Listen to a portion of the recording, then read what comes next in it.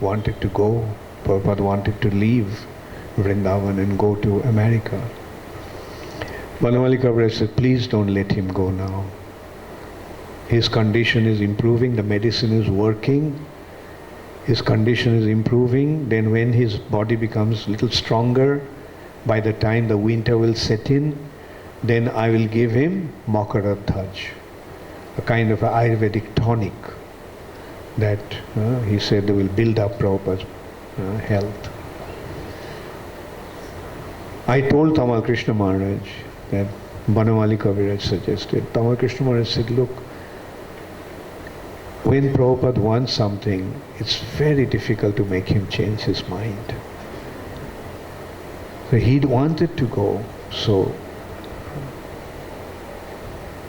And Prabhupada also was very keen, very adamant to go to the West. Prabhupada even went to the extent of telling that a soldier doesn't die on bed. For a soldier to die in bed is a disgrace. A soldier's glory is in dying in the battlefield. And Prabhupada considered that his battlefield is the preaching ground. Of course, in Vrindavan also Prabhupada was preaching. Prabhupada was never idle. Whoever came, Prabhupada was preaching.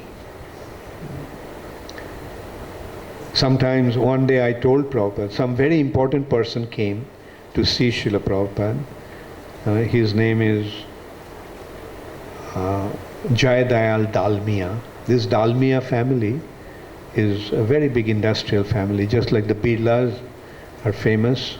Dalmias are also very famous industrialists. And Jayadayal Dalmia is the head of the family. And he was very fond of Srila Prabhupada. So one day, Jayadayal Dalmia came here with his 3 daughters-in-law and his grandchildren. And at that time, Prabhupada opened the Gurukul. So Prabhupada was telling Jayadayal Dalmia that, please send your children to Gurukul. Send your grandchildren. And Prabhupada told him that, look, this education, modern education, is a Sudra education. It teaches you how to become a Sudra, how to get a job. That's what the education is for.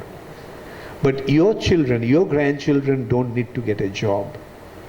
Your grandchildren are meant to become the leaders.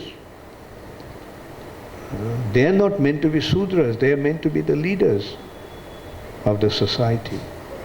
So give them the knowledge, give them the education that will prepare them, that will groom them to become the ideal leaders of the society. So in this way, Prabhupada spoke to him for a long time. And later on, I became quite close to Jayadayal Dalmia's one of his sons, Ajay Hari Dalmia. And Ajay Hari told me that I told him about this incident that his father had with Srila Prabhupada. And he said, yes, after that meeting, his father came back and called his sons, called them, and told them what Prabhupada wanted. And Ajay Hari was prepared to send his only son, Abhishek, to Gurukul here. Eventually, of course, he didn't send. I don't know why. But at that time, his father was so impressed with Srila Prabhupada's plan. And anyway, so after Jayadayal Prabhupada spoke for a long time, and Prabhupada's health condition was not so good. Like, Prabhupada was, in order to sit up on the bed, Prabhupada had to be properly propped up with pillows. And so that frail was Srila Prabhupada's health condition. So when Jayadayal Dalmia left, I told Prabhupada, Prabhupada, you shouldn't speak so much. And your health is not so good.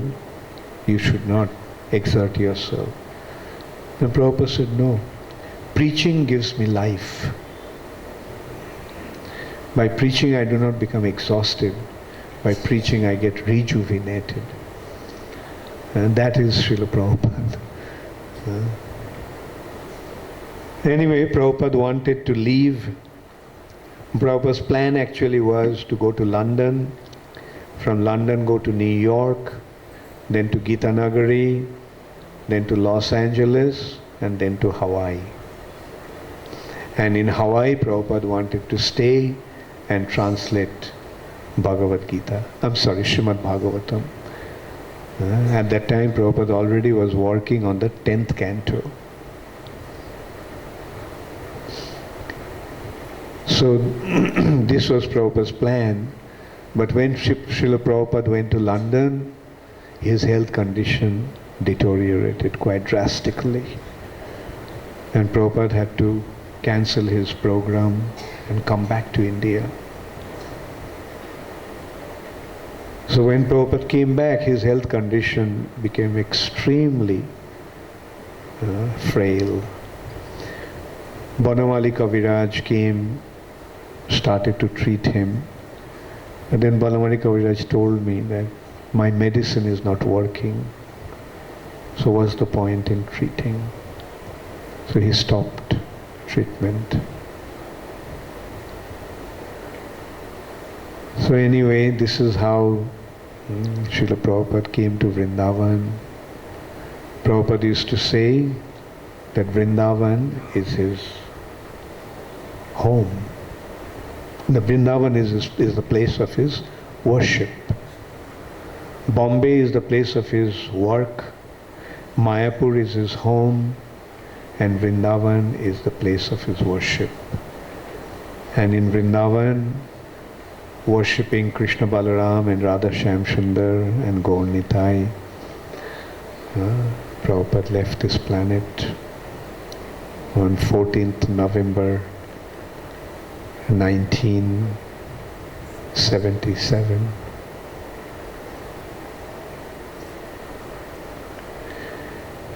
Jagat Guru Srila Prabhupada ki Gaur Premanande Hari Hari.